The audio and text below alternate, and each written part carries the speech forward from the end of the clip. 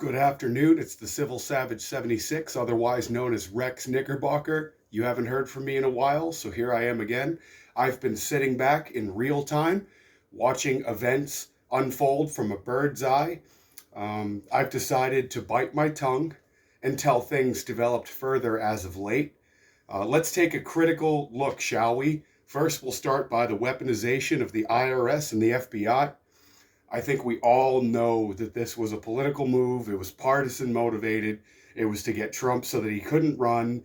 And what gets more damning in the information is that the judge that approved the FBI raid on Trump's mansion in Mar-a-Lago had inexorable ties to Epstein and actually was his attorney. This is an obvious giveaway, uh, not just with Donald Trump in the election, but this is also a dead giveaway, almost by omission, as to what these people do not want the American people to find out in what they've been up to. And to make matters even worse, this very team that raided Mar-a-Lago has also aided and abetted in child sex trafficking and has actually transported children. And this is all coming out now. These are developing stories.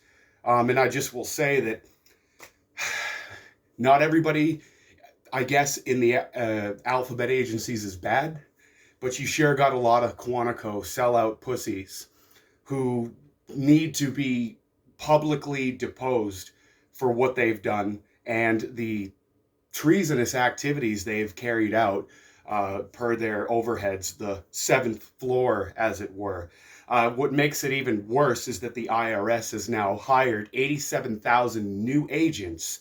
I can surely tell you that they're weak, pathetic. One example was just this fat scafoos in ripped jeans and long nails, holding for the first time in her life what was a gun, and surprisingly, it just wasn't a plethora of dicks. She probably quit her OnlyFans job so that she could betray her country and go serve the Rothschilds and the British Accreditation Registry. But what do I know? I'm not a credible source. But speaking of credible sources, Brian Stelter's also been fired today. That big potato pedophile finally rolled his partisan ass out of CNN, which has already been tanking for months since the recently disgraced Miss Piggy Liz Cheney began shilling for the empty January 6th nothing burger hearings that never materialized. And you want to wonder why Trump's place is suddenly getting raided. Brian Stelter's losing their job. The deep state is panicking. They're losing their narrative. There are even Democrats that are just done. And you know what? I have a lot of respect for people who voted for Biden and said, hey, look, this isn't working. I have total respect for Democrats that actually have opened their eyes and have seen what's going on. And now what we need are more whistleblowers from the FBI that are willing to testify as to its corrupt, what I call seventh floor nature. I always say that there's no whistles allowed on the seventh floor because God forbid they'd ever be blown. And in even more dire news, I'm getting reports now that the U.S. Postal Service, yes, I said it, the U.S. Postal Service has now allegedly been complicit in the child sex trafficking ring. It is very horrible and gruesome. I'm going to leave a link in the description. I encourage you all to do your research about how widespread the practice of child sex trafficking is. It's approximately a $500 billion industry, and it doesn't actually just involve sexual intercourse. Some of it even involves not just rape and everything else, but organ harvesting, adrenochrome harvesting. All of this is connected. Epstein Island, the weaponization of the IRS, the weaponization of the FBI against the 45th president of the United States. And we're all wondering why things are tumbling around us. We also know that Merrick Garland has also been on Donald Trump's shit list for quite some time. And now that would be ever more apparent because the witch hunts are starting back up. And this is because of the midterm elections. This is because we have ample evidence that there was tomfoolery in the 2020 election. And I'm here to bring you this information And it is my hope, no matter who you are, what walk of life you are, no matter what neighborhood or what socioeconomic status you might come from, this for you is a safe place only so much that you're willing to open your eyes to the atrocities that are going on. Right now, I don't think that division in this country is the greatest answer.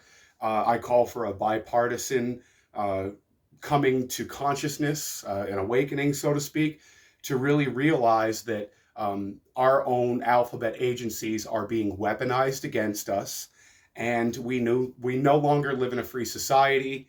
George Orwell wrote 1984 for a reason. Um, and in this episode, I've tried to really maintain my composure. For the last 2.5 years, I have been fighting on the informational front, trying to get the information out there. I've been hated, gaslit, slandered, mocked, oppressed in every way. I'm probably never going to be able to get some fancy 6-figure a year job, because those are the ones that make you wear the masks and get the thing in your arm. I'm not selling out. I don't care what happens to me.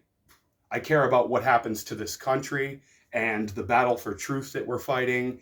And it is my hope that we can all kind of allow this to be a wake up call. If this is even a wake up call, this could very well just be the unrehearsed end. But I implore you to do your own research, do your due diligence, and to be vigilant. I encourage that you purchase a firearm.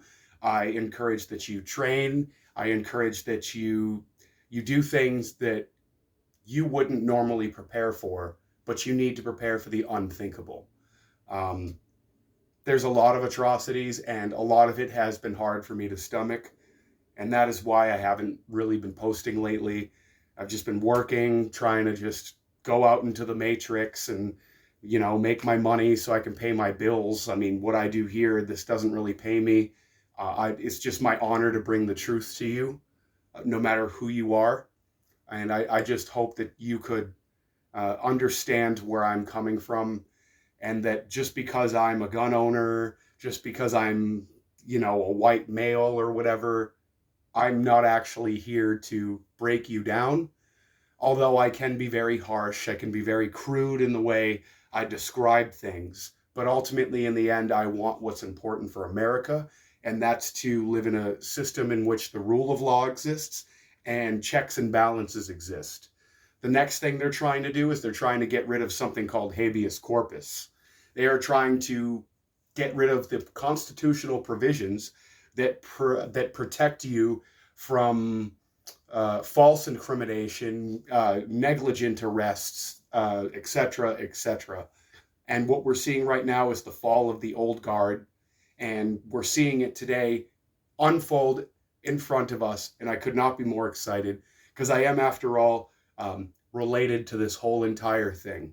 If you want to look into who I am, I briefly explain in some of my other videos why I do this informational war. It's very serious, it's very real. There have been silent weapons that have been released on all of us, and it's everything from social media to genetic engineering of your food, to burning down food plants, to the justice system not serving justice, but rather the British Accreditation Registry. We need to start serving Americans and the Constitution. We need to go back to a real John F. Kennedy feel in this country, because right now we are currently under what you could very fairly call a Maoist dictatorship. Their narrative is not working. The monkeypox is coming out. They're trying to push the gun control narrative again. It's close to the midterms. I think the next thing they're going to try to do is plant evidence in Donald Trump's home. They're going to try to arrest him, gaslight him. They're going to do all these horrible things. You can say what you want about the man, but what happened to him is a very real thing. And if that can happen to somebody as powerful as Donald Trump, imagine what they're going to do to you. This has been very difficult for me to unbox in the time frame that I did it in.